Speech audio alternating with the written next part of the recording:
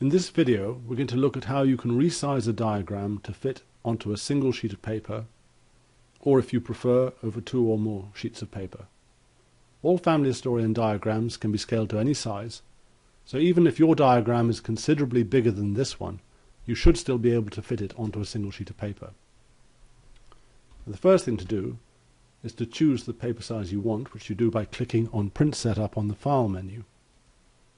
We're going to use A4 in this example, and we'll go with landscape orientation. Now the other thing you want to do is to show page boundaries so that you can see exactly where the diagram will print on paper.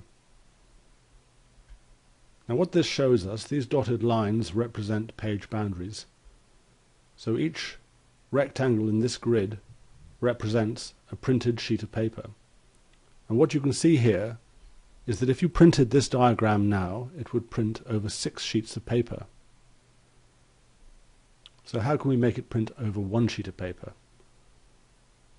We need to open the movement control window, which we do by clicking on Enable Moving Resizing on the toolbar.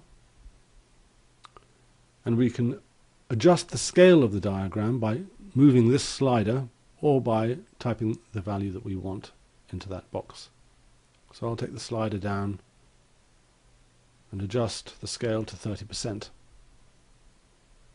Now at this scale, the diagram is small enough to fit onto a single sheet of paper, but unfortunately it's positioned over a page boundary, which is not what we want, so we need to reposition it. So to do that, we click on this Everything option on the movement control box. Then we can click and drag anywhere on the diagram to reposition the diagram on the printed page. And Family Historian is intelligent enough to be able to work out exactly how many sheets of paper are going to be needed. So as I move the diagram over a boundary, you can see that it automatically calculates that extra sheets of paper will be needed. And if I position it like that, it works out that only one will be needed. If we look down at the status bar at this point, you can see that there are 2 percentage numbers. One of them is the scale, which we've just set, a scale of 30%. The scale is the size of the diagram as it will be when printed. This other number here, 35%, that is the zoom level, what we're seeing on the screen. So we are zoomed back to 35%. So if we want to get an idea of what the diagram will look like when it's printed, it's a good idea to set the zoom back to 100%, which we can do by clicking on Reset Level to 100% on the Zoom submenu of the Diagram menu. And I'll scroll back up. And now if we look back to the status bar, we can see that the zoom is at 100%. The scale is still 30%. At this scale, the text is not really readable. This particular diagram uses 2 font sizes. One is 9 point and the other is 8 point. Those are pretty small font sizes. If we scale them to 30%, we're looking at font sizes which are more like 2 or 3 point, which is too small to be legible. So we might want to think about making the diagram larger, even if that means having to print over 2 sheets of paper. So let's try increasing the scale of the diagram to, say, 60%. So go back to the movement control box and move the slider to set the scale to 60%. Now I'm going to zoom out.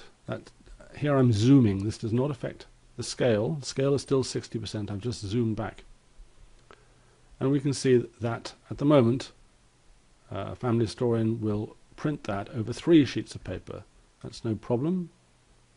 We still have everything selected in the movement control box, so if we click and drag, we can reposition the diagram on the sheets of paper, and it now will print over 2 sheets of paper. Now I've deliberately moved it well over to the left hand side, and there's a reason for that. At the moment, some of these boxes in the middle are overlapping the edge of the printed sheet of paper. If we want to, we can get Family Historian to avoid page boundaries. And we do that by clicking on this button, Avoid Page Boundaries, on the diagram toolbar. And if I now click here to view the whole diagram, you can see that we have a diagram that will print on 2 sheets of paper, avoiding the page boundaries. And if we set the zoom level to 100%, the text is still pretty small, but we might just get away with that.